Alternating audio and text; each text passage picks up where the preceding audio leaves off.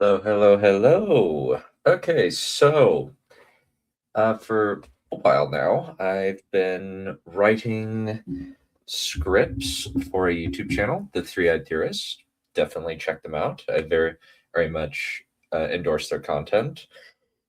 And I have just been thinking that this could be a good exercise in just analyzing how I came to make certain decisions in the writing process for the scripts. Now, the basic premise of it is very simple. It's just they give me a prompt, I write a script, trying to keep it within the range of 10,000 to 12,000 words. If it gets beyond that to the 14 to 16K range, at that point it's like you gotta like you either gotta split it up or you gotta put or you gotta trim it down. So, and this is actually the second script that I ever wrote. I'll get to my first script probably next time. In terms of what I want to do, I just kind of want to explain, okay, this is kind of how I approach this. This is how I decided to write it. I did once I got there and explain some of my creative choices along the way. Now, kind of from the onset, I do want to give a very big disclaimer. I am fully aware Tywin Lannister would never, ever, ever do this. Like that this would never happen. I totally am like you in the comments. I agree with you. This is just how I had to do it because if he sides with the Starks, you have to fundamentally change large aspects of the character. You have to make him a little bit more reasonable and not a really blood hungry Dwight Schrute type person or Dwight Schrute style egotist. So I have sped up the video, so it should take us a little bit shorter. It's only about 54 minutes long, and with this, we should speed it up. And I'll just kind of go through the ideas here. So let's get into it. What if Tywin discovered Littlefinger's schemes and sided with the Starks? Let's explore the depths of it in the video. Tywin sits in his solar in Casterly Rock, the news about Tyrion being seized by Catelyn Stark on his desk. Every bone in his body is telling him to call his banners and set the Riverlands on fire, all the way to Riverrun. But something is telling him that there's something more here. None of this makes sense. Tyrion trying to assassinate a second son of a great house and Catelyn Stark seizing him at an inn reeks of a plot. But who? Who would have the audacity, and who would Catelyn Stark trust enough to make that accusation? Edmure Tully was a straightforward fool with no intelligence network. Ned Stark was far too honorable to do something in his shadow like that. Lysa Arryn was mad, so perhaps she had put her sister up to it. Tywin Lannister was no man's dupe. He was going to find out whoever was responsible, and he would root them out of whatever hole they were in. Kevin, prepare a battalion, but send word to every house between here and Riverrun that our intentions are peaceful. Someone is trying to set the lions on the wolves, and I intend to make them wish for the fates of the Rains and Tarbex. At once, brother. Within the week. So, kind of talking about that scene, this was kind of my initial thought for where the story needed to start was he needs to have some kind of, I guess, crux point. And the best crux point I could think of was when he discovers that Tyrion's been captured. This requires him to have some more introspection, which I put in, where he's thinking, this is super weird. Why is this happening?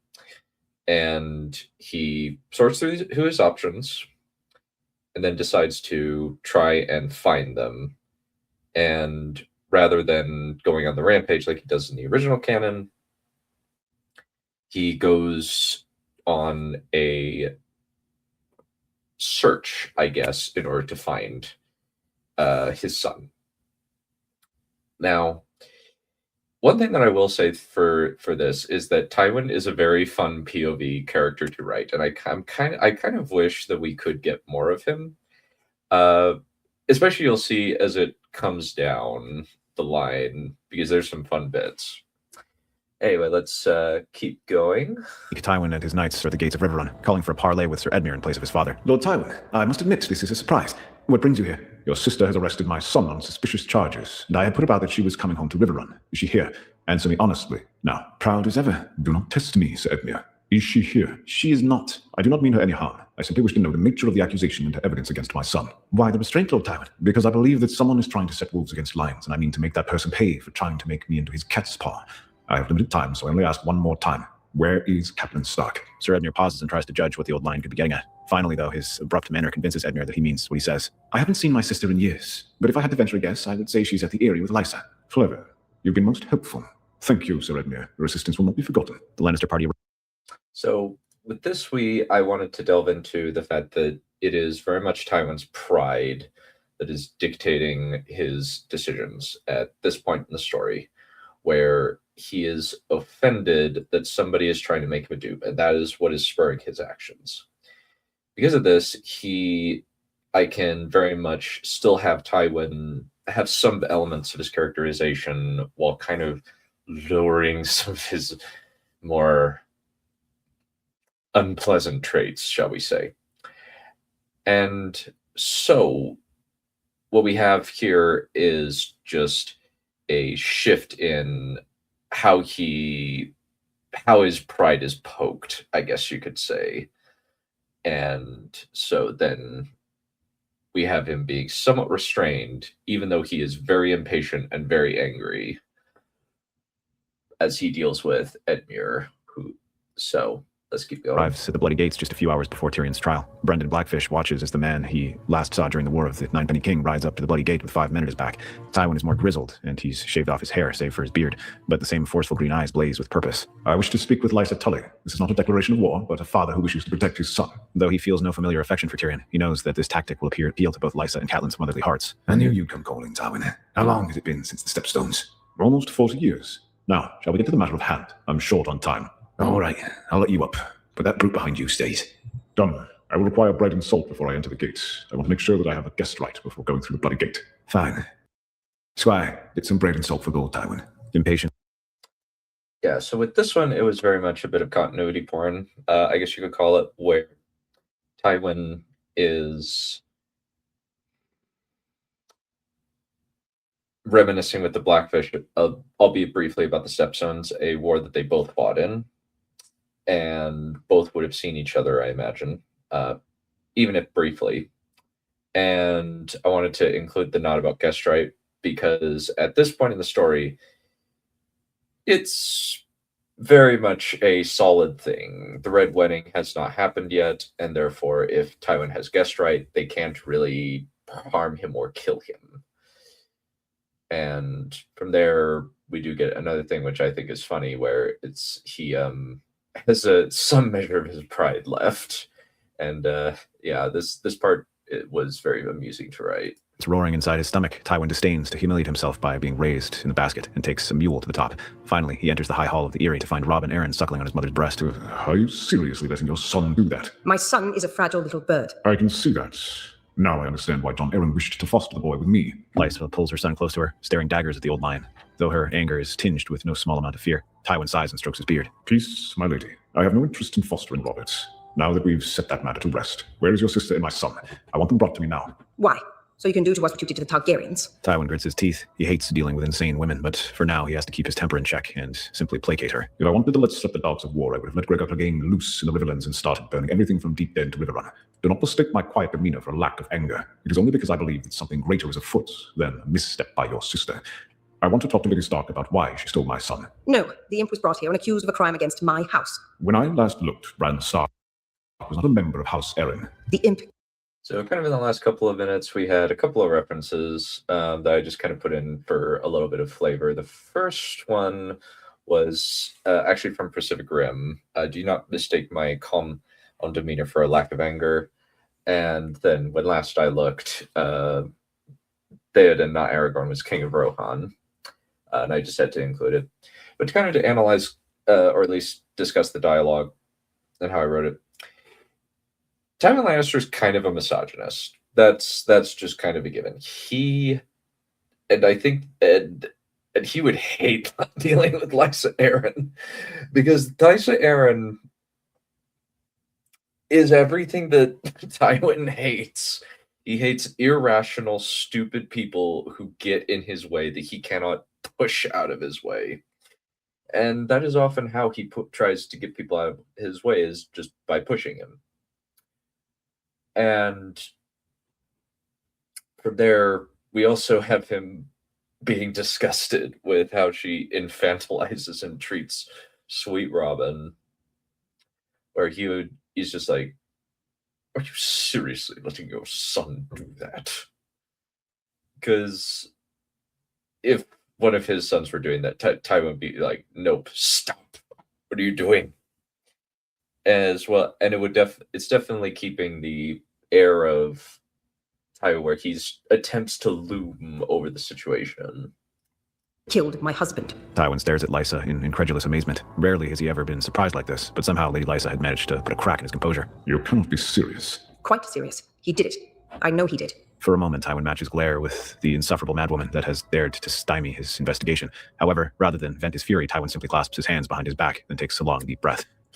Lady Lysa, let us have a rational discussion. I would like to publicly defend my son from these accusations, and I am very sure that you would prefer to avoid a trial by battle. And why is that? Because I intend to summon Gregor Clegane to act as my son's champion if you were to do that. I would prefer to avoid the kind of mess that Sir Gregor is rather known for. Now, where is my son? I want him and Catelyn Stark in front of me now. Unable to refuse. So this is definitely Tywin the mob boss utilizing fear tactics. And the main thing was basically just keeping it relatively well cloaked. If he had just said, I'll get to Gregor Clegane up here and he'll bash the living crap out of any champion you put forward, that wouldn't really feel like Tywin. But what I did instead was he just says, I'll play your stupid game. Let's talk, at least have a rational discussion. And because of this, we are basically going to have kind of almost a courtroom drama, a mini courtroom drama in this, which was actually very fun to write. So let's keep going. Tywin's request for a trial, she quickly extracts Tyrion from the sky cells and brings Catelyn to the hall. Once they arrive, Tyrion waddles over to stand next to his father. Father? Tyrion. With that, the trial of Tyrion Lannister begins. No. Yeah, so just kind of a thought on this. I wanted to put a little exchange in there where it's just kind of made obvious from just that little bit of dialogue how exactly Tywin and Tyrion feel about each other. Just that one exchange where there's no like a familial affection. It's just name and name. So let's keep going. If you would be so kind, I would like to know how exactly you came to believe that Tyrion attempted to murder your son and managed to kill Jon Arryn. Bearing in mind that even if he is a whoremongering, indolent drunkard, he is not a complete imbecile. Evidenced by the fact that before this point, Tyrion has never attempted to do something so monumentally ridiculous as attempting to pointlessly murder a second son who was already in danger of dying would decide to risk the stability of the realm on a whim. Thank you so much for defending me, father. And what proof do you have that he didn't attempt to kill my son? Because Tyrion is not capable of giving the order to murder a child. And how can you be so sure that he isn't capable? Because I am. The coldness. Yeah, so with that exchange, that's functionally Tywin's opening argument.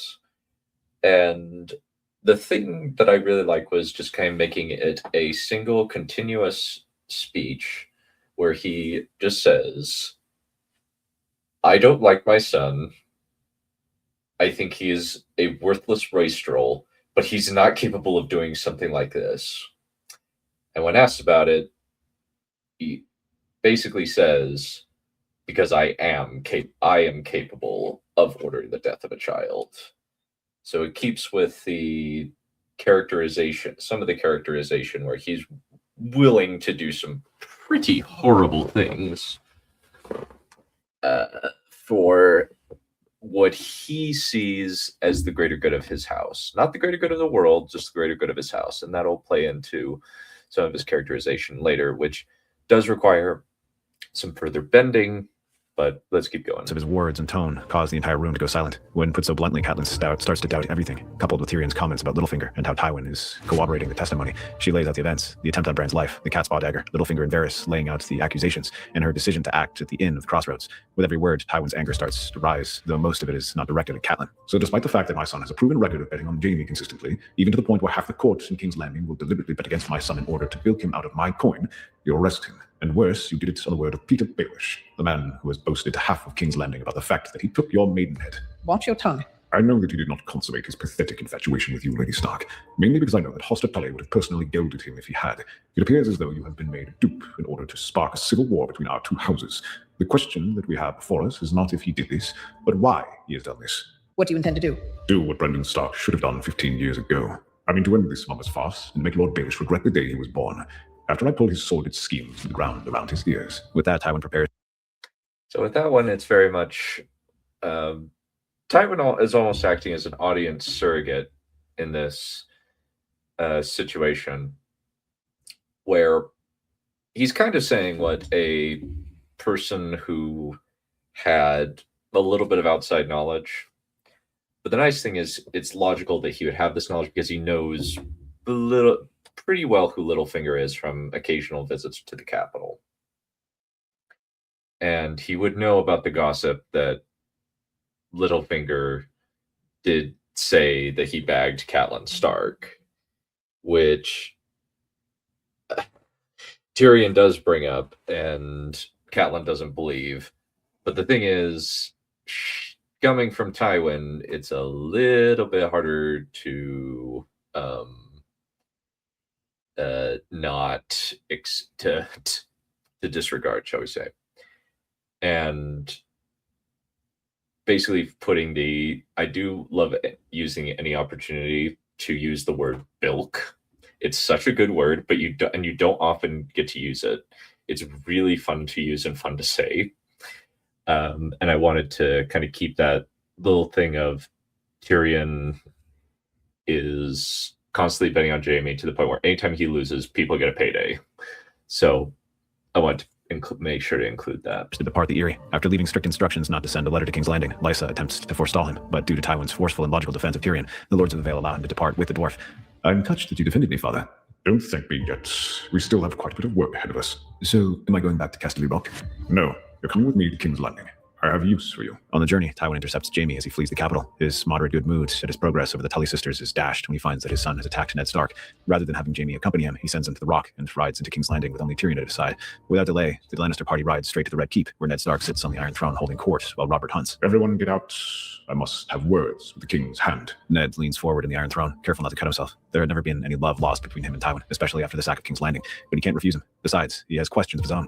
Apologizing to the peasants looking to get his judgment, he limps down from the throne and accompanies Tywin and Tyrion to a side room. First of all, so with this, we have one of the biggest changes to Tywin's character, him siding with the Starks.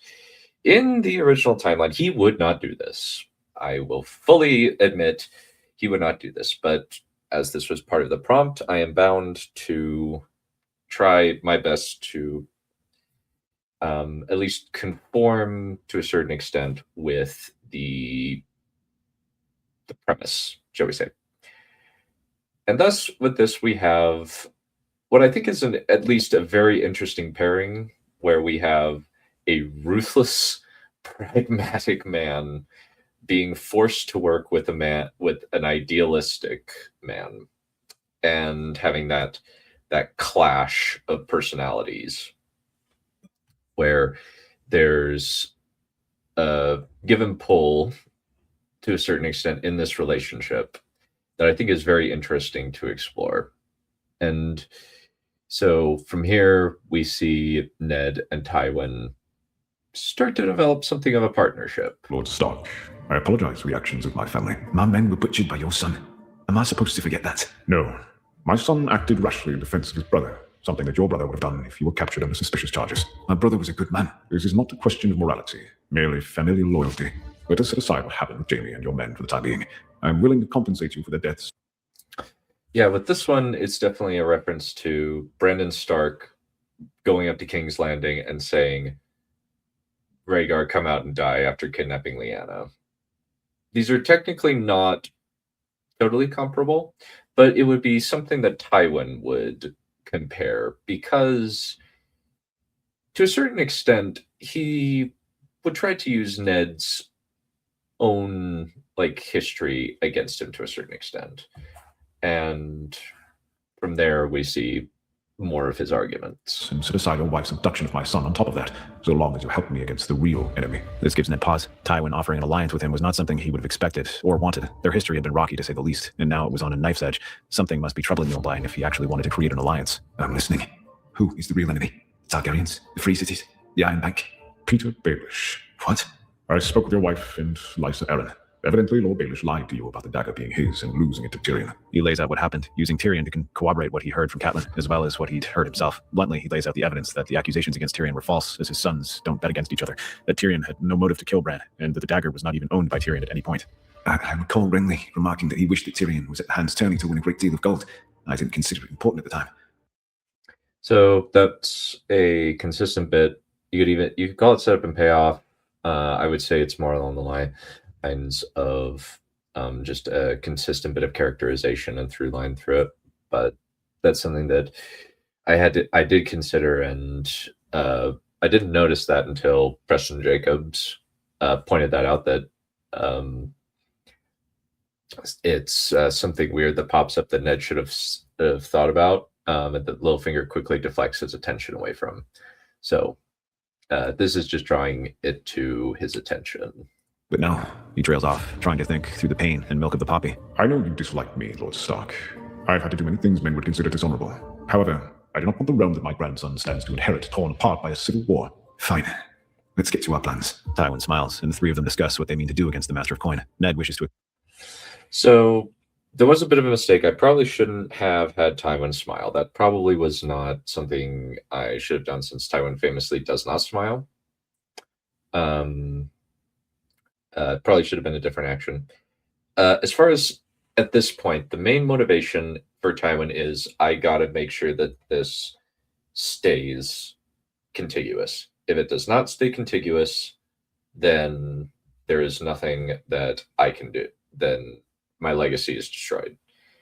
And he wants to, because Tywin doesn't benefit from a war. He benefits from a stable, secure succession, and this is what he's trying to do here. Cues Littlefinger, but Tywin advises against this. If Baelish is alerted before they can apprehend him, then he could escape and cause more damage and chaos. Tywin had also noticed how shill Lysa had become when he determined to finish Brandon's work, and puts forward that she might be an ally, or at least another dupe. Ned is reluctant to believe, but when he hears from Tywin that Lysa claimed that Tyrion killed Jon Arryn, even if that made no sense, even though she only said the Lannisters had done it. After a long discussion, they come to the decision that they need to seize Littlefinger's books and find out what he'd been buying with his gold. Ned takes them and starts looking through them with Tywin. They quickly find discrepancies. Far too many royal employees funneling money into Littlefinger's pockets. Tywin quickly collects these and attempts to arrest Littlefinger, but he escapes before they can grab him. For now, they send out men to hunt him down, placing a price on the man's head after seizing all the documents from any established Littlefinger-owned businesses. With Baelish in the wind, Ned decides to send his daughters away. When this happens, Sansa inadvertently puts the pieces of Ned's investigation together. For a few hours, he wrestles with himself about what he should do. Tywin has been his... So with this one, you kind of go with a Columbus or a detective style, where they know this other crime. You kind of know roughly what the crime is, and they're trying to collect proof the criminal has done it. But then the criminal gets away. The one thing that I will say that I ended up being something I found nice, but also could be considered a disappointment, depending on your perspective, is kind of the unsatisfying end of Littlefinger. Probably should have put more work into it. However, I did get sidetracked with the other pieces of the plot, where Tywin has to deal with other dangers that come up that are just as serious with Littlefinger, and there's always a bigger fish, and sometimes the big fish eats the little fish. And the reveal of the incest would have different consequences in this timeline, because Ned would be like, oh crap, I have to deal with how Tywin would react to this. Oh dear. And would be like, okay, I can't just tell him. He's not going to tell me. And he's not going to believe me. He might even kill me if I don't have proof. And this kind of comes up to kind of the one of the things where I'm like, this is a big stretch, but I kind of need to do it in order to keep with the prompt. So let's keep going. Partner in dealing with Littlefinger and whatever conspiracy he had been plotting. If this is revealed, Tywin's whole legacy collapses. If he accuses Cersei without hard proof, his and Tywin's fragile alliance will snap. To that end, he concocts a plan that will force Tywin onto his side. When Ned asks Tywin to come with him to the Godswood and listen to what was about to transpire in the meeting, the old lion agrees, thinking that it is one of Littlefinger's agents. Careful to keep hidden, he puts himself behind a tree and watches Ned Stark. As soon as his daughter arrives, Tywin immediately wants to break cover and demand an explanation, but he restrains himself. He has learned the value of patience from this, and Ned Stark won't do this without cause. As he listens to the conversation unfold and Cersei admits to the incest and nearly killing Bran Stark with no prodding or coercion, Tywin's blood runs cold. Everything he'd built was now about to come crashing down around him. Perhaps Cersei had killed Jon Arryn and Littlefinger was exploiting that. She'd ruin everything. So, this is what you brought me to listen to, Lord Stark. I must say I appreciate your trust in me. Yeah, so he wouldn't do this. I fully admit that he would not do this. But one of the things about this is I tried to make it at least somewhat plausible. He would probably try to kill Ned, keep it secret, but the thing is, I just wrote it that he is so affronted by this. He's like, just discards her. In a similar way that he does with Jaime when he gets captured. He just says, Tyrion actually thinks he's given up Jaime for lost. And so that's kind of the idea that I was going with here, to take a little piece of it and make certain bits of the personality override the other or more prominent bits. Father. You disgust me, Cersei. All you had to do was have one legitimate child with Robert, but you couldn't even do that. Now all that I built since your grandfather nearly destroyed our house is going to be destroyed because of you. No, But the damage is done. Cersei is confined to her chambers, and Tywin and Ned discuss what to do next. Tywin might be furious with Cersei, but he doesn't wish to disinherit his grandchild and expose them. Instead, he wishes to do this quiet for the sake of the realm's stability. Knowing how much Tywin values his legacy, Ned counters that Joffrey is a coward and therefore unfit to carry the name Lannister. Remembering his own father's cowardly nature and how he would cause problems in the realm, Tywin agrees to a compromise. When Robert returns, the incest will be revealed. Jaime will be dismissed from the Kingsguard. The children will return to Casterly Rock with the exception of Tommen, who would marry Shireen Baratheon should Robert decide not to marry again. Tywin doesn't like it, but he knows. Yeah, with this one, I definitely wanted to have a little bit of a give and take. I could have scripted this out in dialogue, but I felt like, okay, we've had a dialogue heavy thing. We need to kind of have some bits where we got to have the like kind of skip and dip over. And I think that having Ned be somewhat clever here, where there's a measure of give and take, and he actually appeals to Tywin's pride about the fact that Joffrey's a loser, does make sense to me. Because, and Tywin would agree, because Tywin is obsessed with his image and his legacy, and if he sees that this kid's a cruel coward, he'd be like, oh yeah, this guy's not a good candidate to carry on my legacy. So that's kind of the main thing that I wanted to do here, is just kind of keep the slow degradation of Tywin's options and almost have him be progressively punished by his patient decisions up until the end. So let's keep going. Stannis is no friend of Littlefinger, so he decides that the enemy of his enemy is at least a tool to be used. At the very least, Stannis was predictable, something that Tywin prefers, as opposed to chaotic agents like Littlefinger. He contents himself with the fact that once Littlefinger is dead, he can work to rebuild what Cersei and Jaime have destroyed. Madness. Madness and stupidity. I'm sorry, Lord Tywin. It had to be done, but I can see how much it pains you. It's not just the fact that my children have done this. It's that I see what happened with my father happening to my family all over again. My father spoke highly of Tythos Lannister. Ugh. He was a fool who wanted to be loved to the cost of humiliating our house and nearly dragging us into ruin. And after I die, there's going to be no one to save my house. Jaime lacks the political acumen, and he's thoroughly destroyed himself. Cersei is clearly insane. Tyrion might have some low cunning, but he doesn't have the strength to rule. It's all falling apart around me. Ned now sees Tywin in a new light. He's not the great lion. So this, I wanted to very much point out that Tywin is fundamentally ruled by little man syndrome. He is extremely very much shackled to the memory of his dad and the fact that he does not like his dad. He thinks his dad was a wuss. And to a certain extent, yes, he was. And there isn't really firm evidence as to what Rickard Stark's opinion of Titus Lannister would be. But my thought is that Tywin Lannister and Rickard Stark would at least Tywin kind of got along with everybody. That was kind of that was his main talent. He was not particularly strong. He was not particularly smart, but people seemed to like him. Problem is, Tywin saw that as weakness. So let's keep going. And he'd always thought he was. He's still that scared young man watching. His brutality and lack of humor were all reactions to that. He invites Tywin to discuss things and even tells him about how he felt when Brendan died and have to step into that position when he wasn't prepared for it. Despite himself, Tywin listens, and they even start chatting like something akin to friends. They are speaking like that when Robert arrives with the hunting party, gored by a boar. At once, Tywin is conflicted. The king is dying, and he can simply take Ned Stark captive and use him as a hostage against the North. However, he has no idea how deep the rot goes with Littlefinger, and without the little weasel in his grasp, he doesn't know who he can trust other than Ned. So he reveals the conversation with Cersei to Robert. The king rages, but quickly disinherits Joffrey and the others in sight of several witnesses, which makes Tywin's teeth clench, but he knew the consequences. Joffrey is imprisoned with his mother in the Black Cells. After the king dies and Ned is named Protector of the Realm, Tywin immediately starts working with him, telling him that this is the perfect opportunity to hunt down Littlefinger. Ned will act as protector, while Tywin acts as hand. Ned agrees, but only until Littlefinger is found. Without delay, they send all of the proof they've gathered and send it to Stannis on Dragonstone. This is probably I don't know how realistic this is in kind of the context, but I like it when characters are able to kind of sit and repose and just kind of talk.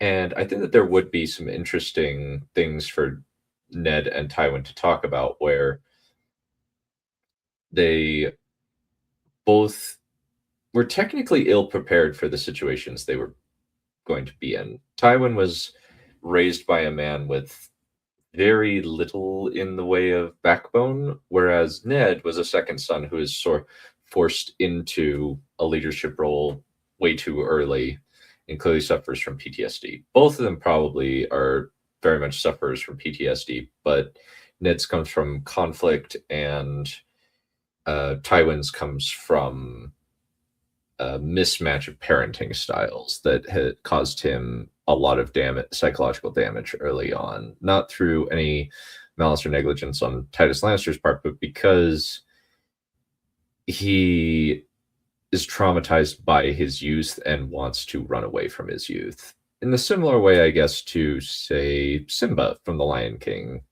The coincidence, both are lions. So let's kind of keep going. And here we see the true final boss of this particular theory, Stannis Baratheon, mainly because Littlefinger doesn't have any political capital or army at this point. And the war for the realm is going to be decided by war. And because of this, Stannis Baratheon becomes the antagonist for this theory.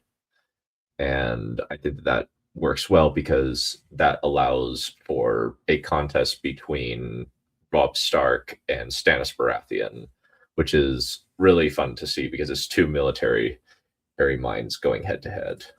Tywin at least hoping that this will convince him to marry Shireen to Tommen as a sign of goodwill for his service. However, despite Stannis being named heir, Renly leaves and departs for Highgarden at the suggestion of Varys. With the Starks and Lannisters now allied, the Spider has to pivot to turn the Baratheons and Tyrells against the Starks and Lannisters to achieve his goal of chaotic Westeros. Since he knows Renly's ambition as well as Stannis' entitlement, this is the perfect condition for chaos. However, Littlefinger resurfaces at Renly's camp, convincing him that Tywin has turned the Starks against him and assuring him Baelish will help bankroll his bid for kingship. Renly agrees and grants him Harrenhal for his efforts. Soon, the Ravens from Dragonstone arrive, and when they do, Tywin slumps in his chair and... So with that one, it's a quick summary of, okay, this is how things are going to go. This is the chaos of the realm that's going to happen. Very much I'm going with the idea that Renly has the opinion of might makes right. If I have the strength to win, I should. Also, we know that Varys, at least, yes, he seemingly wants to put young Griff on the throne. But in the meantime, he is very much escalating chaos by working with Littlefinger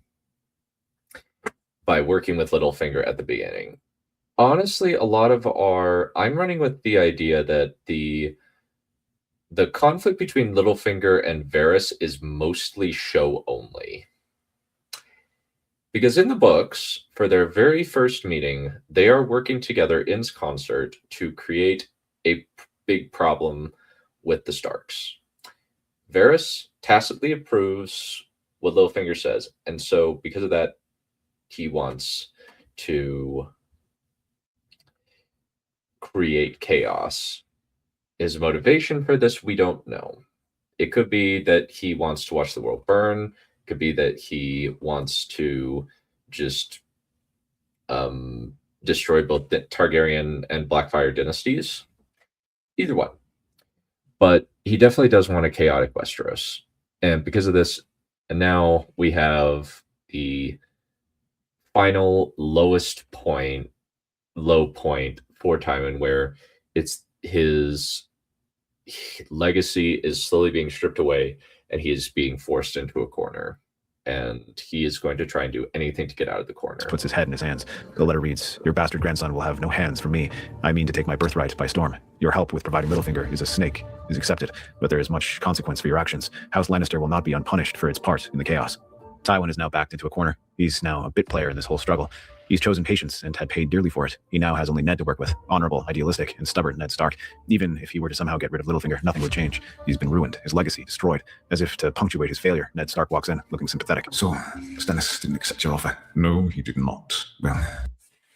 And so with this, we have the last nail in Tywin's coffin, from his perspective. His children have been disgraced, his grandchildren disinherited, Stannis is going to become king, and he is now left with few options. So now he's going to have to appeal to Ned. And this kind of goes a little bit against Ned's characterization, what we're going to see. But I hope that I can at least somewhat justify it. Also, the hands is actually a reference to an ancestor of the Baratheons, Argilac Durrandon, who sent Aegon's messengers' hands back to the Aegon the First when it was proposed that Orys Baratheon, the supposed half-brother of Aegon, was to marry his daughter, and that created the pretext for Aegon's invasion. And I thought that it was appropriate that this similar gesture was used as the final nail in Tywin's coffin, often from at least his pride's. I did warn you that Stannis might not be amenable. For the first time in my life, I have no options. No recourse but to just slink back into the rock. It's not such a bad life. Tywin stares at Ned for a moment, and then sees the difference. Ned is totally content with his life. He doesn't need to establish anything. He has his family, a secure legacy. All of Tywin's work, from the slaughter of the Rains to Tarbax, is now recontextualized in his mind as a man who has held on to his obsession with legacy, that he'd crushed it. And now he's left with one desperate gamble. Is there any hope that you'll stand with me against Stannis? Stannis is the rightful king. Besides, I thought we wanted to get rid of Littlefinger, who's now resurfaced with Renly by all accounts. Tywin's fist clenches. For the first time, he doesn't know how to bully, coerce, or bribe his way to victory. He has to appeal to Ned's sense of legitimacy and sympathy. Ned, you're looking at a man who's lost everything he's ever valued. My son and daughter are disgraced. My grandchildren will be seen as pariahs. After I'm gone, the vultures will pick over House Lannister, leaving nothing behind. I am placing the fate of my house in your hands. Is there anyone who you would back who would allow me to maintain something of my legacy and leave something for my grandchildren, where I will not die in fear that they will be torn apart? Someone who would treat Marcella like you treat Catelyn. Ned leans back in his chair. So with this, it is very much, this is his Dark Night of the Soul. This is the time where he says, all right, I have no options. I am throwing myself at your mercy because I don't have any options. And he knows that he can't face both. And because of that, he says, he turns to the only ally he has and has to do something that he has never wanted to do, which is humble himself, which the original Tywin wouldn't do, but we've made him a little bit more contemplative, shall we say? Now let's keep going. Weighing if he should do what he's considering doing. It was stupid, perhaps even mad, but there is one person who he would consider backing instead of Stannis. There is one who I could stand behind. Who? Name him and I'll put the crown on his head myself. Do you remember why we fought Robert's rebellion? How could I forget? You've held the Targaryens against me for almost 2 decades at this point. There was something more that we did not know about. Tell me. I've got some time before Stennis comes for my head. Ned tells him what happened at the Tower of Joy, even telling him how Howland Reed had stabbed Arthur Dane in the back, then finding Lyanna and promising to protect Jon. Tywin stares at his unlikely partner, all of his preconceived notions about the honorable Ned Stark being reframed. He was at once less honorable and more honorable at the same time. When the whole story is finished, Tywin leans forward. Your nephew is a good lad, brave, wise, worthy of ruling the Seven Kingdoms and rising to the seat of his forefathers. Tywin. So that is actually what we just saw was actually a small Lord of the Rings reference. There are quite a few of them in here, but I had to include the little line in there from Galadriel to Aragorn, where it talks about rising to the heights of all your forefathers since the years of Elendil.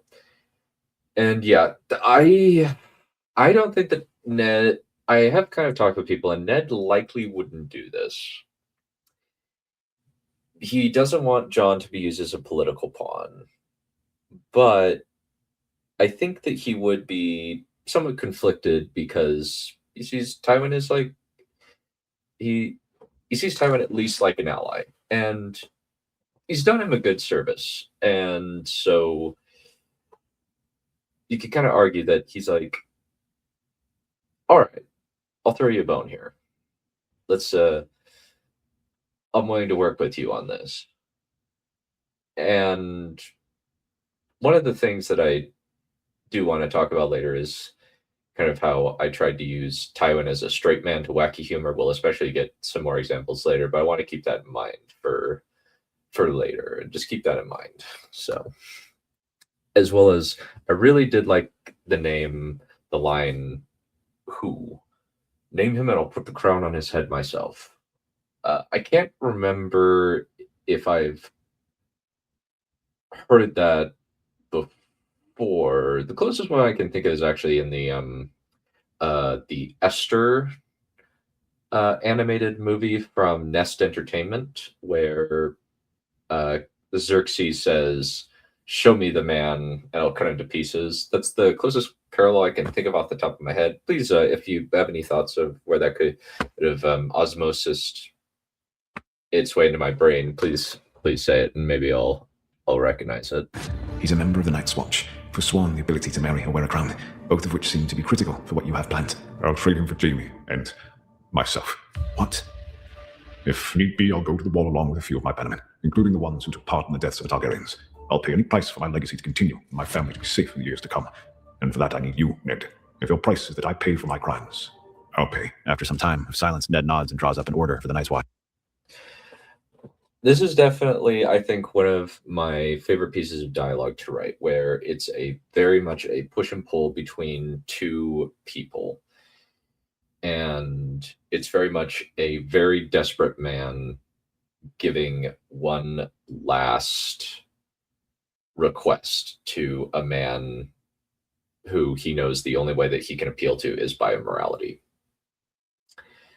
So here we have Tywin saying, "I'm going to sacrifice my pride for legacy," which is a shift from how he was at the beginning, where he's willing to sacrifice what is some of what's precious to him in order to try and get something that's more precious, if that makes sense. And basically encapsulate with his final, "I'll go to the wall along with Jaime in exchange for Jon." And we'll also see this paralleled later in the final scene. He and Tywin will go to the wall while the rest of his family goes to Casterly Rock. However, Tywin stops Ned before he leaves. Thank you, Ned. I won't abandon a man I'd consider an ally. We might not be friends, but we are allies. When Stannis arrives, all he finds are Joffrey and Cersei in cells. Within hours, they're executed for treason. Tywin had managed to convince Ned that Joffrey at least was guilty due to the Butcher's Boy incident and his general display of cruelty. Ned and Tywin go first to Casterly Rock, leaving Sir Barristan to guard the two children. At the mention of serving the son of Rhaegar, Barristan leapt at the opportunity. At Winterfell, they discussed matters with Robb and Catelyn. Ned puts command of the army in his son's hands, since his leg's still recovering, and then lays out the plan to crown Jon. Catelyn and the children are shocked. Not the least being Sansa, who had never seen Jon as anything other than a bastard. Finding out he was a prince in disguise all along breaks her worldview. Catelyn now has to wrestle with knowing that she'd hated the boy for no reason all these years, that Ned had been protecting his nephew and had always been faithful. As Tywin sees Ned... Yeah, with this, it very much a quick succession of I need to get rid of Joffrey and Cersei in order for us to completely focus in on the real antagonist. He's not a villain. I do want to make this clear. Stannis Baratheon is not a villain. He is an antagonist. Due to his function in the story, he is trying to go up against Tywin, who functionally is the main character and who is driving the story forward. So what we have here is simply a quick summary of how they would react. I just wanted to put that little bit in there where Catelyn and Sansa would be particularly affected, and I just think that it would be really funny for Sansa to come to grips with the fact that the guy she thought was illegitimate is really a prince in disguise, and I think that that's just a bit of humor to put in there. Interact with his children and how they look at him. A pain starts to grow inside him, a longing to have this as his legacy, a strong family that will stand by each other. At that moment, he determines to make the things right. With all speed, Ned and Tywin arrive at the wall with a small force of men, only to find out that Mormont has left on a great ranging to find Benjen Stark. Tywin's frustration at barely missing the boy is matched by his incredulity regarding the White attack. Initially, he is skeptical of the report until he sees the dead hand still moving. Impossible. This changes everything, Tywin. The war for the throne needs to be put on hold. How are we going to convince anyone? We can discuss the throne later. We can use this hand as proof. They are not going to accept any proof, Ned. They'll think we're using it as a ploy. This likely wouldn't have happened if you and I weren't partners. And yet we are. So we must make do with what we have. Fine. I'll go north and bring Jon Snow back. I should come. No, Ned. You're too injured, and I need speed. I'll bring your boy home. I swear. Ned had never heard those words said. So with this, we are seeing a little thing I like to call the pulling away of the prize, so to speak. The prize, in this case, being Jon Snow. And the technique that I wanted to use here is the idea that the audience wants the catharsis. And as you just slowly keep delaying the catharsis, the desire to have the catharsis satisfied increases steadily within the audience. This is the first time that Tywin is going to be denied finding Jon Snow. And in this case, he promises to find Jon to Ned. One thing that I probably would have changed in retrospect is not having Tywin say Ned. I think that he would probably still be somewhat formal, and just keep saying, maybe say Eddard or Lord Stark. And so that's one thing that maybe I could have done better. So let's keep going. Tywin's mouth before. He knew that Tywin didn't have any options, that he was trying to salvage what he could, and even with the end of the world, he was still focused on his own ambitions. All right. I'll stay behind. But I want to be the one to tell Jon. I don't want him hearing it from a stranger. With that, Tywin sets out through the wall toward the Fist of the First Man, the last known location that Mormont was heading toward. Eventually, he reaches the Fist and immediately asks to see Jon Snow. When he finds that Jon is left with Qhorin Halfhand, last seen heading into the Frostfangs, Tywin slumps in his saddle as he sees his plans starting to fall apart again. He'd missed Jon again, and now he might be gone. It's all going to ruin. This all has been pointless. Slowly, he turns his horse away, preparing to ride back to the wall, when the old bear calls to him and asks him to stay. The Night's Watch still needs help against the wildlings. For a moment, Tywin wants to just coldly say he fails to see how that's his problem, but then he thinks of how Ned would look at him if he abandoned these men. It wouldn't be disappointment, not anger. It would likely just be resignation. Ned would have been proven right that Tywin was the man he'd always believed him to be, stealing himself. Tywin commands his men to defend the hill. When the battle comes, it's not wildlings, but the White Walkers. Tywin and his men. Yeah, so with this, Spider-Man reference, it's the bit where he says, I failed to see how that's my problem. However, the thing that I did appeal to in this particular scene was the notion that Tywin is still proud, and he does somewhat care about his image. And he still has a bit of that pettiness where he says, I am not going to have Ned Stark be proved right about me. And here, as well as we see the bit where the second time we're pulling the prize out of his fist. And he still, this is the hardest one for him because he could just leave. But instead of leaving, he decides to stay, even though it is disadvantageous to him. It's another little chink in Tywin's pride, leading to the final conclusion at the end. Joined the battle and managed to hold back the whites, but soon the defense breaks. Tywin quickly assesses the movement of the dead and finds that they are surprisingly well organized. Something intelligent is directing them. Eventually, he comes face to face with a White Walker, its strange armor and ice-colored eyes and face giving it an unearthly appearance. Tywin tries fighting it with his sword, but after a few contacts, the blade shatters from the cold. As he stares up into the face of the strange thing, he sees something there, a dark intelligence, something that perhaps could be reasoned with. He has no time to react before a fat boy with a dragonglass dagger leaps forward and stabs the other in the back. Tywin doesn't know whether to stare at the remains of the White Walker or the man who killed it. I owe you my life. What's your name? Samuel Tarley of Hornhill. Or I was born Hornhill. Everyone calls me Sam. Well, Sam Tarley, let's figure out a way to get out of this death trap. The fighting is hard. So this is a very critical piece because this is the little bit of setup we have for what is going to happen at the very end. If you've already seen this video, you already know, but I want to keep it somewhat spoiler free. But this is the second. This is one of this. This is part of the setup. Like this is the mechanical setup. Whereas the last few events for this story have been the emotional journey that this character go on.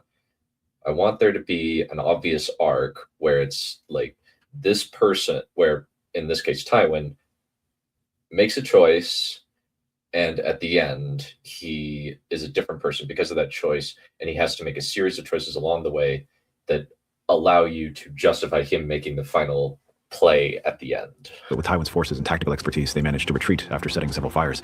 However, in the blizzard, Tywin is separated from the rest and has to hunker down in a cave. When he emerges, the land has gone silent. Not even a single living thing in sight or sound. Unable to contain himself, Tywin throws the lump that remains of his sword on the ground and swings onto his sword's saddle. After several hours of wandering alone in the north, he decides that he's lost and sits down to start a fire. When his efforts are unsuccessful, he abandons the effort and simply leans against a tree. Tywin instinctively. So this is now Tywin having everything stripped from him. He is out in the wilderness. He's not very competent. He's out of his element. And then at his lowest point, he has supernatural aid come to him to help him in his quest. So this was very, very much critical, because especially in the point where he just throws down his sword in his ruined sword, and then has a little minute where he automatically goes for it, but he doesn't have it. So it's the slow stripping away of more things from Tywin to kind of bring him to the point I think he needs to be. At the sight of the strange Night's Watchman on a giant elk, only to find that it's gone. Before he can flee, the figure points toward the north. Someone wants him to walk with him. When Tywin enters the cave of the Three-Eyed Raven, he's faced with an impossibility: a dead man trapped in a weirwood. Tywin Lannister, I was not expecting you to come here. Indeed. And who are you? In life, I was called Brandon Rivers, but also Lord Bloodraven. You're not the only one to have a charming song named after your deeds, Lord Tywin. Indeed. So that is more of a little bit of a continuity porn, I guess you could say, or a little Easter egg. Because we have Bloodraven here, who's also a Hand of the King, he also had a song named after something he did, or more accurately, his characterization as the Hand of the King and kind of the Master of Whisperers as well, where it's a song called How Many Eyes Does Lord Bloodraven Have? 1,000 Eyes in One. And I thought that was a neat parallel to bring up between these two, because they're both Hands of the King. They both ended up having songs named after their deeds. And I just thought that was a cool little parallel that I need to put in there. So why am I here? I mean to help you on your quest to find Jon Snow. He is in great danger. He's alive. Where? Tell me. He is with the Wildling army. He is posing as a deserter in order to gain their trust. However, you might be able to save him if you follow my instructions. I've made it clear that I'll do whatever I can to save the boy. Now where can I find him? So eager. Be warned, Lord Tywin. This boy will be your house's salvation, and your doom. What do you mean? I can only see glimpses of what is to come. A dragon with white scales and red eyes, defending a lioness. with golden fur and green eyes from a huntsman and a fiery bow, a small red bird whispering in the ear, a great stag, and 2 crowns. One, the crown of the kings of winter, the other, the crown of the rock. But the clearest I see is you standing before the army of the dead, with no one there to hear. So a few things here. One is very much Tywin wouldn't be able to find Jon without the help or getting captured. So this was the thing that I needed to do. And the nice thing is it's relatively plausible that Bloodraven would want Jon to live, since he is the son of Rhaegar and Lyanna. There's also very much a piece of a, I guess, alternative way this could have gone. I had an idea of that I may use in the future, where the original theory that I had would have included a moment where Tywin is forced into a similar situation that Elia and her kids were in, where Randall Tarly is about to kill Marcella and Tommen, and Tywin would have said no. Basically almost had a Ripley from Aliens moment, as well as seeing, oh, this is what would have happened. This is what it's like, and has that moment of karma. And Jon would kind of come save it and kind of bring it full circle. But it ended up being a little bit more metaphorical in the end, with a bit where Jon is more kind of metaphorically defending Marcella Lannister or Baratheon, whichever you want to ascribe to her. With the huntsman with the burning bow is a slight setup for an event that's going to come later with Tywin, where basically Stannis convinces Randall Tarly to join him, and that's why the bow is burning like that, rather than just being a regular thing. There's also the crown of the King of Winter, which is Jon and Marcella, where it's the reference to Jon has the blood of the Kings of Winter in him. And the final, as well as the little bit of Littlefinger is whispering in the ear of Renly. And the final thing is the little thing where he talked about the Tywin facing off against the army of the dead, which is going to be the final scene in this particular theory. And I wanted to set that up, as well as include the line with no one there to hear, because that is a critical line within the Reigns of Castamere, Tywin's theme song. So let's keep going. Tarleys were against me. But army of the dead, with no one there to hear. I knew the Tarleys were against me, but a fiery bow. What could that mean? You do not have much time. Go, find the army, save the boy. But before you leave, you'll find something that your heart has desired for a very long time in the roots next to me. Confused, Tywin reaches in and pulls free a sword. Though he's only seen drawings of this weapon, he recognizes it as Dark Sister, the sword of Queen Visenya Targaryen, and many others, such as Daemon the Rogue Prince, Sir Aemon the Dragon Knight, and lastly, the man before him, Brandon Rivers. Now that he has a Valyrian steel sword, Tywin admits to feeling disappointed. He'd offered kings ransoms in gold to many houses for their swords, but they'd all refused. Now to have one handed to him was rather anticlimactic in a way. Squashing his disappointment, Tywin buckles it onto his belt and leaves the cave, determined to find Jon Snow. It doesn't take much time to find. So with this, it's very much kind of the idea that sometimes you want something for so long, and when you get it for relatively easily, it's not that satisfying. But it also works as a bit from the hero's journey called The Boon from the Supernatural, where he both gets a sword and knowledge. So let's keep going. In the army, though Tywin is rapidly feeling the pain of early onset starvation gnawing at his stomach. When the wildlings emerge from the rocks, Tywin raises his hands, claiming that he's there to speak with the king beyond the wall. Within an hour, the old lion sits across from the king beyond the wall in a shabby tent, with Jon Snow near the side of the tent. Didn't expect a High Lord to come here. What brings you to our camp, old lion? I have a proposal for you. I've seen the army of the dead, and I'd rather not add your host to it, so I propose a deal. I will convince Ned Stark and whoever is in control of the Night's Watch to allow you through the wall. Jon stares at Tywin in surprise. Every time Ned had spoken about Tywin Lannister, it had been with disgust. Now the two were allies. Also, I want this boy to come with me. I have use for him. And what use could you have for a ranger of the Night's Watch? If you think Ned Stark's bastard is some mere ranger, you're gravely mistaken.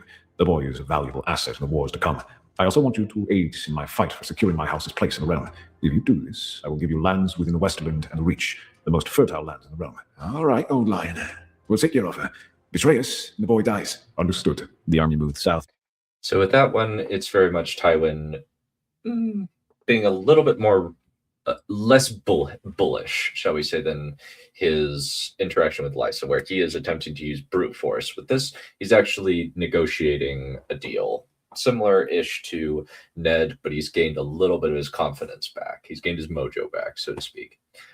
And also, this, I will fully admit, is a mistake because I forgot about Ygritte. I did not include Ygritte in this. I should have had a thing where Tywin's like, no, don't. You have a bigger destiny ahead of you. You have don't go after the redhead. You got a blonde girl waiting for you back beyond the wall. So, yeah. And as they do, Tywin takes the opportunity to get to know the lad. As he does, the more he sees that Jon is what he needs. He's brave and idealistic, but there are seeds of a pragmatic leader based on what he did by killing the half-hand. And when he finds out that Jon is a warg, he wishes to have the boy trained in the use. Jon is reluctant, but Tywin insists that it's part of him, just as his arm or leg. By the time they reach the Fist of the First Men, Jon is able to completely control Ghost and 2 ravens.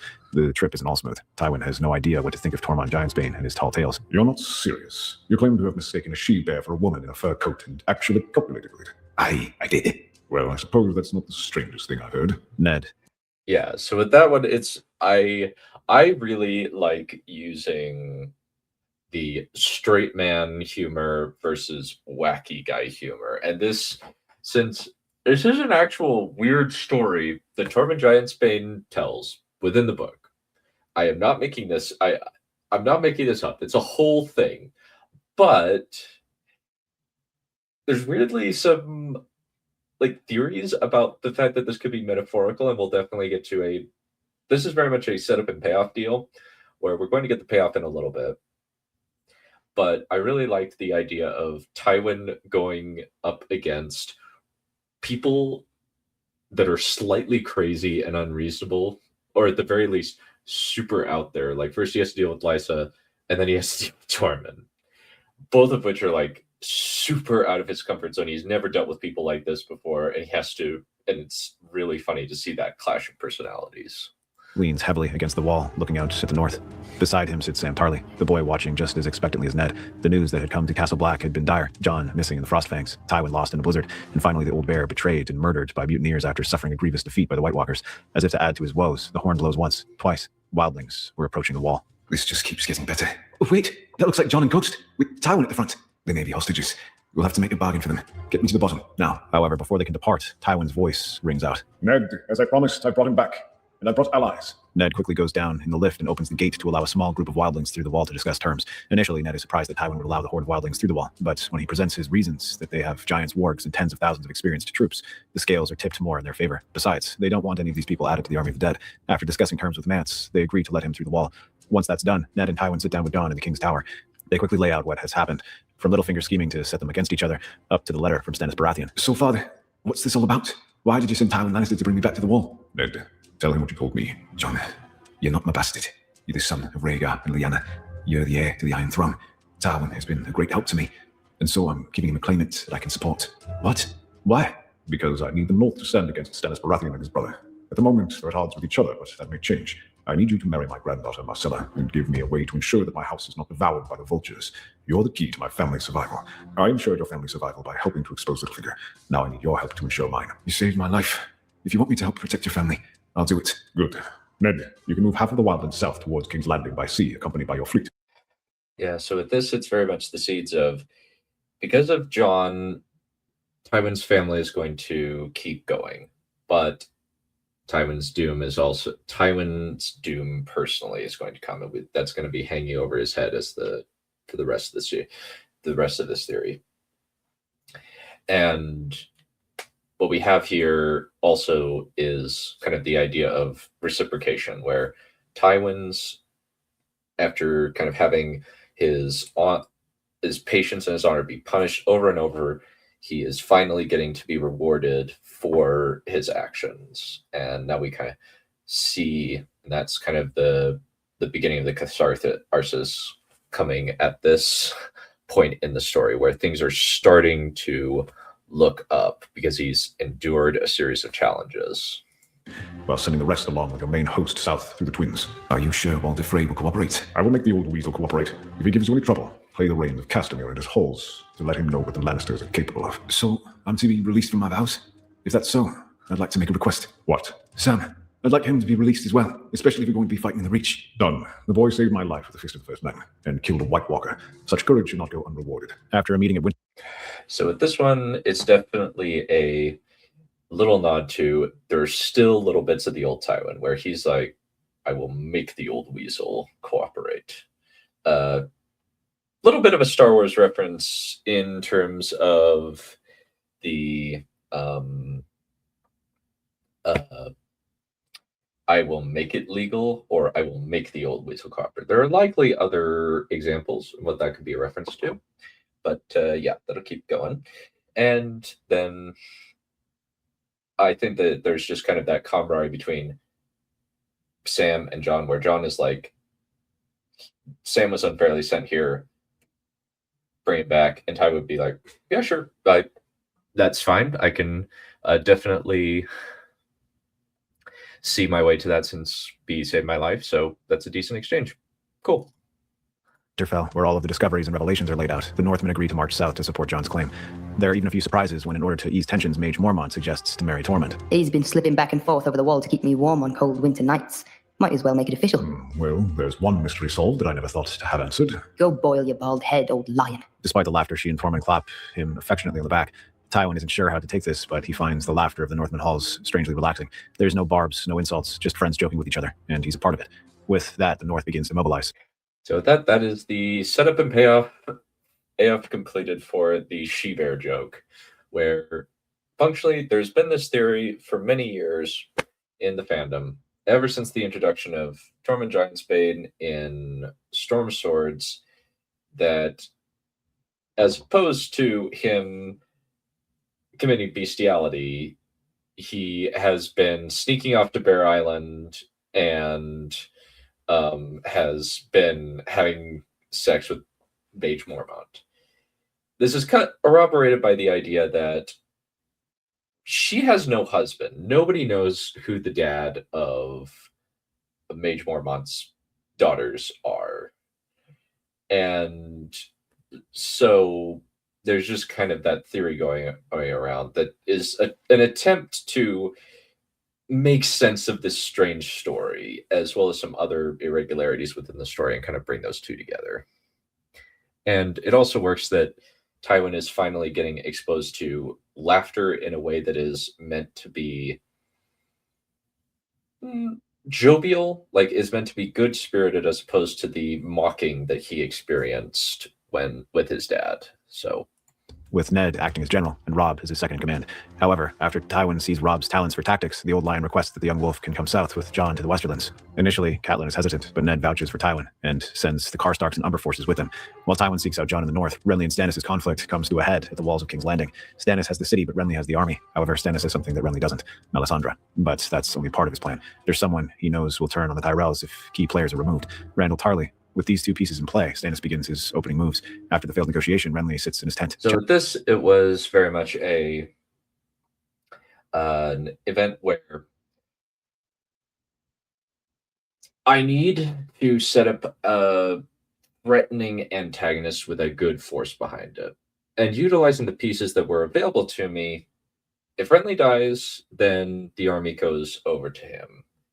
And there is a theory that Randall Tarley is one of the friends in the Reach for the Golden Company. And so I decided to pull this in here, where Randall Tarley is kind of a stick in the mud. One of the things that he does that's kind of weird is that he downplays the Golden Company in Book 5. Now, are we going to get this resolved? Probably not. That's something that is kind of saddening, is that we likely will not get a lot of answers to a lot of these theories. That's why it's interesting to kind of play out these what ifs, because there is currently at this point no set ending. You can kind of do whatever you want. Unlike something like Wheel of Time, where you have a set ending, and there is no multifaceted conflict, which makes theory crafting in that particular kind of story a lot more difficult, at least in terms of this kind of format. But with this, it is very much we are trying to get the conflict going and the climax to kind of come to a head. Chatting with Mace Tyrell. Without a sound, a shadow enters the room and kills both the Fat Flower and the Proud Stag. Chaos rapidly spreads through the camp, but Randall Tarley quickly asserts control. As the Stormlander troops start lobbying to join Stannis, Randall receives a letter with Stannis' seal of the Stag and Fiery Heart. Your time has come to take control of the Reach. Join my army, take Marjorie into custody, and betroth her to your son. Randall immediately orders his men to seize the remaining Tyrell sons and hand them over to Stannis, who keeps them contained while Randall secures Marjorie in the camp. Now that the Tyrells are neutralized, Tarley takes control of the Reach's army. Lord Tyrley, prepare the men to march on the Golden Tooth. It's time to beard the lion in its den. At once, Your Grace. But I believe there was... So that's actually a little bit of I really like that line, where it's basically to beard the lion in his den means to go face a very dangerous foe within his own territory. And I thought that it would be particularly appropriate to use here. And this functionally is the payoff to the huntsman with the fiery bow. Someone you wanted brought to you. Ah, yes. Peter Baelish. Hang him above the gates. As the army rides through the King's Gate, Littlefinger's body swings in the breeze, suspended from a rope around his neck. When Tywin arrives at the... So with that one, yeah, it's a little bit unsatisfying. It's kind of meant to be that way, where there's no, like, major confrontation. That Tywin's actions do contribute, but in the end, it's almost a handing off of the torch between Littlefinger to Stannis as the primary antagonist of this particular story. With Jon and Robb, they disembark with 6,000 Northern cavalry and nearly twice as many wildlings, along with their wargs and skin changers. As soon as he arrives, Kevin informs him that Stannis has the Reach and is marching on the Golden Tooth. Tywin is dismayed, but the die is cast. The only way through this was through battle. Call the banners. Let's see if the huntsman is as good a foe as his reputation claims. Once Kevin departs, Tywin introduces Jon to his future bride. Though Jon remembers not having a high opinion of her when seeing her at Winterfell last, he finds Marcella is actually very intelligent, as well as kind and well-spoken. Tommen seems most excited to have a big brother that he can look up to, even if Greywind and Ghost scare his cats. Within the fortnight, the Golden Tooth is taken and the Reach army floods into the Westerlands. Despite the overwhelming odds, So with this, we have the little bit of a nod to what was happening in Winterfell, where Robb was basically Marcella was hanging on Robb's every word and seemed to have a major crush on him, and Jon thought Marcella was kind of insipid. This kind of goes back to a little thing where Jon is super observant for the first book, and then that slowly trickles away. And it's kind of like, oh, yeah, maybe. And especially since he's proved wrong, because in Dorne, it's kind of like, no, Marcella's actually very clever. And so that's kind of the idea here that I'm going with, is that he actually like, oh, okay, I was incorrect. And has Kevin prepare for battle, with Robb serving as an assistant to him. Though Kevin is skeptical, Tywin vouches for him as a promising tactician. After Robb constructs a raiding strategy utilizing the terrain in the Westerlands, specifically around Ashmark, as a way to corral them using narrow passage. If they can catch the enemy between Ashmark and the Golden Tooth, using the passage on the King's Road as a funnel, the enemy won't have the ability to use their numbers to overwhelm the Westermen. Before they can depart, Robb has the eagle-bonded skin changer to scout the area, verifying that Stannis is coming down through the Golden Tooth. When they see the army, it's significantly smaller than it should be. When Tywin finds that out, he immediately has them scout the area around Deep Den. So one of the things I actually really wanted to do here was take the Westerlands, which is not often seen as a point of conflict, and utilize the terrain in an interesting fashion. Now, with Ashmark and kind of the area between Deep Den and Casterly Rock, there are two roads, and you can take either one will meet at Casterly Rock. So the battle strategy that I came up with is that Tywin will have to divide his forces and can't really face both at the same time. And so they have to reconfigure their battle strategy on the fly. And the initial strategy is more similar to something like 300 or Marathon, or Thermopylae or Marathon, where they're trying to corral the enemy and force them into a disadvantageous battle where their numbers are mitigated. But now, because of the fact that they've split their army, they can't they aren't going to be dealing with as large of a force, so they have to reconfigure. There's also the element of once you add wargs to an army, they are going to have a very distinct advantage, and I'll explain why. Functionally, you have satellite imaging in a medieval setting. That is insanely useful, because as soon as you have minute by minute info about where your opponent is going to be, you can basically play around that strategy, and that's how I did it here. They immediately have to rethink their strategy after finding that 40,000 of the Baratheon army is coming down through Deep Den, supported by 10,000 Dornishmen coming close. Tywin's old sins are coming back to haunt him as the Red Viper rides with the Dornish. With this new development, they have to split their forces or allow the enemy to march on Casterly Rock, but how they split up is up for debate. In the end, Jon suggests a strategy that he learned from the wildlings. They can use the cliffs and hills surrounding the road as elevated positions to ambush their army while they're in the line of march. Fast-moving cavalry attacks and raiders can also make life miserable for the forces there. Robb volunteers for this since he believes he can manage the enemy from the northern cavalry, 6,000 Westermen and 6,000 wildlings, with half of the wargs and skin changers to act as scouts. Tywin agrees and takes the remaining 50,000 mix of Westermen and wildlings with Jon north toward the Golden Tooth with 10,000 Westermen to defend the rock.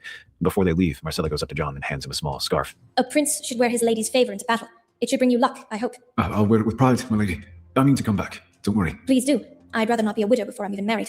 At a rapid pace, Yeah, so I just thought that was a really cute little exchange where it's like, yeah, these two are going to get married, and we might as well just kind of have a little bit in there where, like, she's just giving him some kind of support, as well as the thing of Robb is doing something really crazy and dangerous, but could work, and is also tactically sound because he's going to be using a narrow terrain to mitigate the enemy, and utilizing actual neat tactics where they're taking the terrain and using it as ambush points.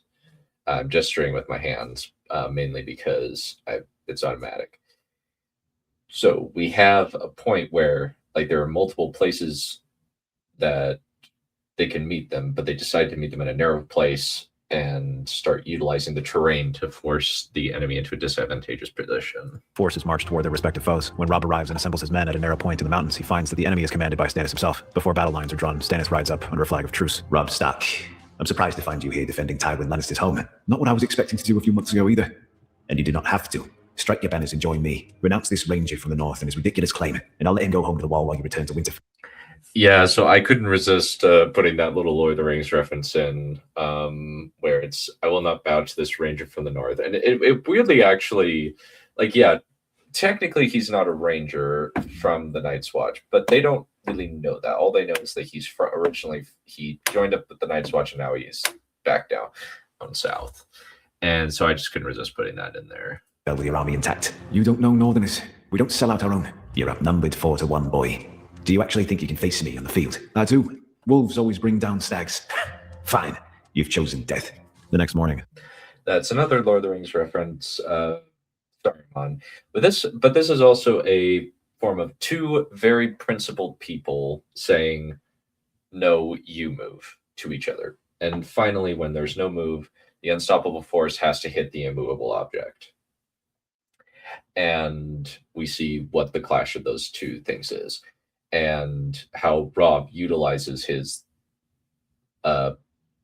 smaller numbers to greater effect than Stannis does with his much larger foe, as well as makes it a very satisfying battle to go up against, and makes some neat tactical parallels between this and the Battle of Marathon, which was a Greek battle where a bunch of hoplites put themselves in a narrow position and then forced the Persians to try and hit them. A similar principle was used at the Battle of Thermopylae several years later.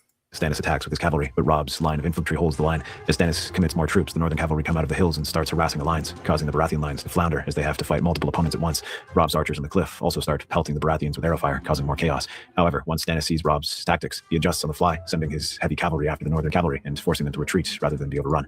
They attempt to pursue, only to be halted by arrow fire. As the battle starts stretching on, Stannis attempts to find ways to flank the Stark force and get around them, but whenever he sends scouts, they don't come back. It's as if he knows where I'm going before I go. Perhaps he is using powers from the north. Skin changes in wargs. How do I combat that? I can provide another son, my king. If I can deal with him the same as Renly, then the battle will tilt. However, what they don't know is that one of the wildlings is controlling an owl. So with this one, it is very much a two sides are going to use magic to try and beat each other. But the problem is the magic that Melisandre uses is both more spectacular and seems to take longer to come into effect. Whereas the information that the immediate, basically minute by minute information given by an animal spy gives them a major advantage. But the nice thing is, because we've had the setup of it was used effectively earlier in the theory, we now have a ticking clock because now Robb is in danger and he has to act quick in order to make sure that the battle keeps going the way he wants it to. Close to Stannis' tent. When Robb finds out about the plan to kill him, he decides to act. At the moment of twilight between day and night, Robb and a few wildlings sneak through the elevated hills using bridges to get across the gaps between them. Once they're within striking distance of the camp, they lower themselves down on ropes and have a pair of wolves kill the guards on the flank and slip through the tents. At a signal, a pair of eagles fly over Stannis' camp and drop torches in their supply carts. In moments, Stannis' troops are in chaos trying to put fires out. Carefully, Robb and the others slip through the tents until he finds Melisandre. She's in the middle of summoning the Shadow Assassin when his wildlings grab her and put a knife through her throat. The Red Woman dies without a sound. Robb and the others slip through the chaos, but a wildling brings him some information. After a quick assessment, Robb discovers that Margaery is inside. Sensing the opportunity, Robb cuts open the back of the tent and slips in. Milady, I'm Robb Stark. I'm here to rescue you. You're shorter than I expected, but I suppose I can work with it. In the chaos, Robb and his raiders escape. Yeah, so that was a shameless Star Wars reference where Luke Skywalker, I'm here to rescue you. Are you a little short for a stormtrooper? I just couldn't resist. I thought that would be really funny. There's also kind of a thing where often the fandom will ship Robb and Margaery together, probably because of a line with Catelyn where she says, "Why couldn't you have fallen into the arms of Margaery Tywin rather than Jane Westerling?" And I just think that that's really funny. Because I think that Robb Stark would rescue Margaery if she was being held in the camp and brought out. And this also plays into the theme that we're going to see is that honorable behavior is rewarded, whereas dishonorable behavior is not rewarded. So, and then we just see the kind of the catharsis of the Red Woman dies before she can finish her scheme. That's another thing. Escape with Margaery and ride back to their camp. When the morning comes, the Reachmen find that Margaery has been taken by Robb in mutiny against Stannis. As soon as the Reachmen start attacking, Robb Stark sends in the mountain and a group of expendable Westermen against the Dornish. Seeing his enemy, Oberyn charges in with his light cavalry. In a black fury, Oberyn and Gregor clash. Despite the Dornishmen's speed, Gregor cuts Oberyn down, only to be swarmed and killed by the Dornishmen. Enraged by the death of the pair, they... With this, it's very much a Alexander the Great type situation, where what Alexander the Great did during the Battle of Gaugamel was he had the enemy army split by drawing the enemy flank away. And with this, it's kind of a similar thing to poker, where he is utilizing his knowledge of Oberyn to force the enemy to break ranks and create a gap where he can go straight at overwhelm the Westermen and push forward. However, with the Dornish splitting away from the main army, that opens a gap and allows Robb to ride right through where... It also is a catharsis where Oberyn still gets his kill and dies, but it's a way of Robb utilizing what he has in front of him. Stannis is. Before Stannis can attempt to rally his men in retreat, Grey Wind is on him, tearing out his throat. Once the king falls, Robb stands victorious, with the Reachmen joining him, while the Dornish depart. Take the night to rest, but on the morrow we ride. On the field at Ashmark, another battle is about to be joined. However, before hostilities, Randall Tarley faces Tywin and Jon. So, this is the bastard I've heard so much about. This is Jon Targaryen, son of Rhaegar and Lyanna. You owe him your allegiance. Rand. Yep, shameless Lord of the Rings reference. This is Aragorn, son of Arathorn. You owe him your allegiance. I couldn't resist. let's keep going. Spits to the side. Even if this bastard was Rhaegar's whelp, he's the last of a ragged house that lost all claims to the throne. Lord Tarly, I know you're. Also, shameless Lord of the Rings reference. I couldn't resist putting that in there, where it's last of a ragged house, bereft of lordship and dignity, and I just spread the two between Randall Tarly and Stannis. Now, this is we're about to see is just Jon being a bro and trying to provoke Randall Tarly in a similar way that he did with Ramsay in the show. Son, Samwell. Well, I would expect him to associate with the likes of you. he told me about what you plan to do to him if he joined the Watch. I think it's only right that he should take your place at Horn Hill. This is probably this is a slight flub where I did put if he didn't join the Night's Watch, because it's definitely Jon would not like Randall Tarly at all, because he would see Randall Tarly as a man as a bully who threatened to murder his son if he didn't capitulate and leave and grow up his claim. You take his on the wall. Are you threatening me, bastard? No, just musing. That one's a Star Wars reference, one that I've used frequently. Are you threatening me, Master Jedi? Because it's just so applicable. It's generic enough, but it's still super memeable. Why don't we settle this the old way? You against me. Our armies are evenly matched. Why not make this simple? Much as it would please me to spill your blood on the ground, bastard, I'm not apt to believe any promises made by the old lion. Not after what happened with the Rains and Tarbex. And reneging on his deal with King Stannis. Tywin glares at his foe, seeing in Tarly the man who he had been, brutal, uncompromising, unable to feel. Surrender, Lord Tarly, or we'll destroy you roots and stem. No. I would. No. I've bet the future of my house on this. If I surrender, the Tyrell bannermen will tear me apart. My position is secure with the Tyrell lads and King's Landing and Marjorie with King Stannis. It's battle or surrender. Choose now. Fine. Battle it is. Very well. You and your bastard. I'll find you on the field and I'll show you that no wolf can match a hunter. The field. That was kind of a in both this conversation and the conversation earlier, it's very much a sigil versus sigil. It's also drawing from a history and lore where Randall Tarly remarks in the history and lore of House Tarly that a lot of people choose stags, lions, and wolves, but all of them fall before hunter. And so I decided to use that. And I also wanted to kind of put the parallel between Tywin and Randall. And Randall has chosen opportunism and has put himself into a position where he has to go forward. And if he doesn't, he will lose. Outside of Ashmark rapidly devolve into a chaotic mess as the Westermen clash with the Reach of Stormlanders. Stormlander archers loose into Westermen shields and armor, men and horses smashing into each other, and all the while Randall Tarly orchestrates the battle like a master Savase player. Whenever an opening appears, he sends men in. After an hour of continuous bloodshed, Jon decides to risk a deadly strategy after surveying the battlefield with his raven. Tywin tries to prevent Jon from his plan where he hears it, saying he's too valuable, but Jon has a plan. As a gap opens in the wildling ranks as they retreat, Tarly sees the opening and charges with his cavalry. However, as soon as he pushes through, the reserves bearing Jon's personal standard of white wolf on black charge forward. Growling, Lord Tarly draws Heartsbane and charges toward the prince. In the middle of the field, the white wolf and the red huntsman meet, Heartsbane and Longclaw smashing against each other. As the young prince and the grizzled warrior battle, horns begin to blare from behind the Tarly line. Tarly looks around, seeing that. So with this one, it's a fulfillment of the prophecy and finishing and up with the or paying off the fight between Randall and Jon that we kind of set up at the beginning of this, where we see a white wolf defending a golden lioness.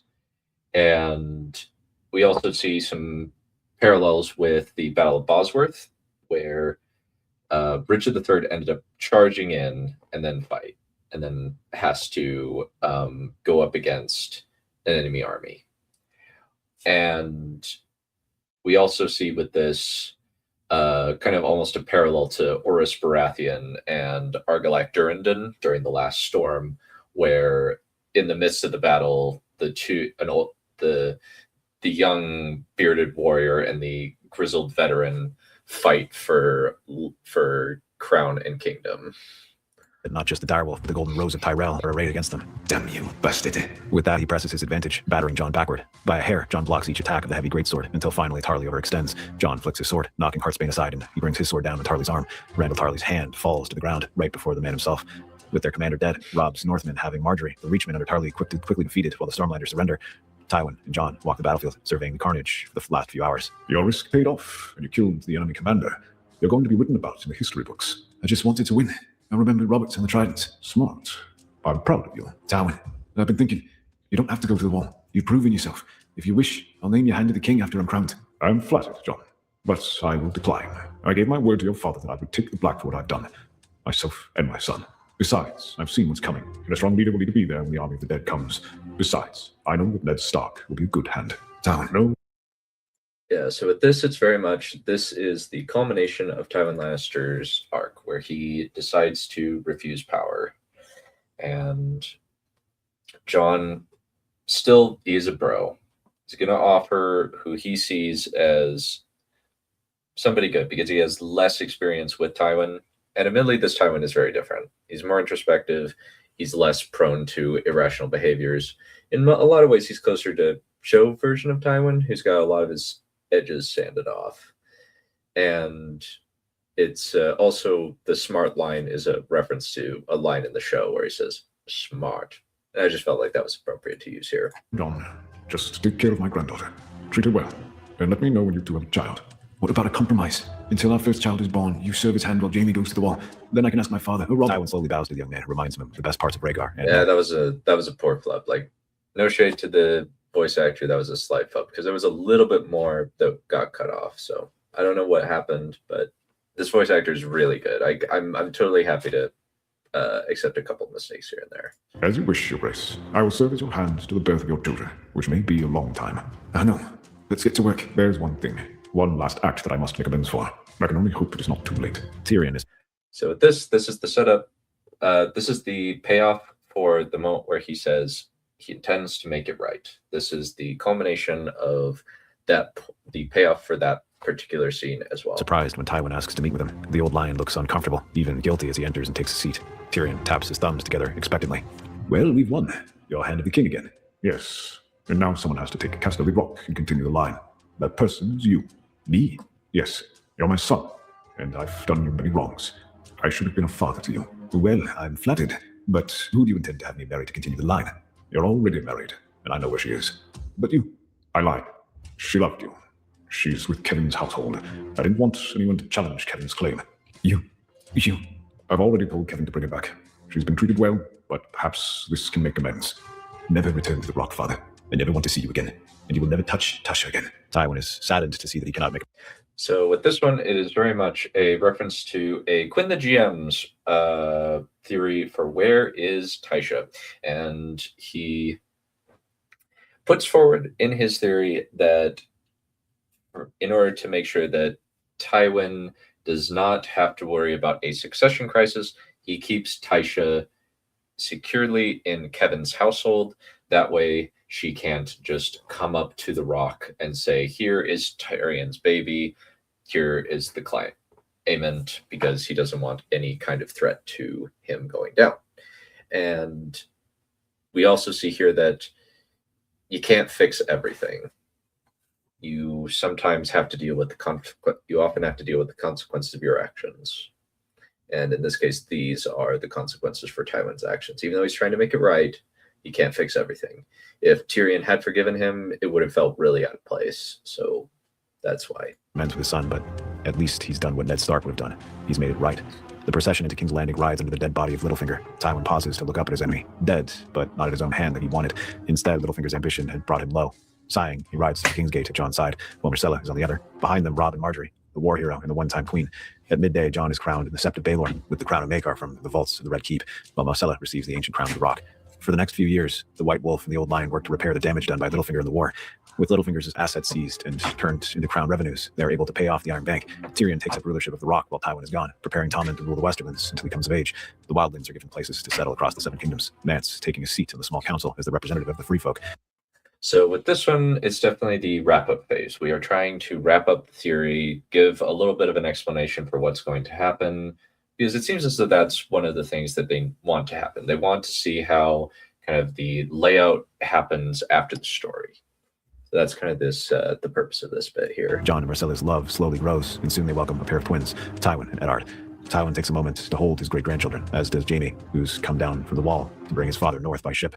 With tears in his eyes, Tywin prepares to depart for the Wall. Both his granddaughter and her husband are there to see him off, while Robb comes to replace Tywin as hand with his wife Marjorie. He bids one last farewell to them as his granddaughter starts to weep. Farewell, my dear. I will come to visit.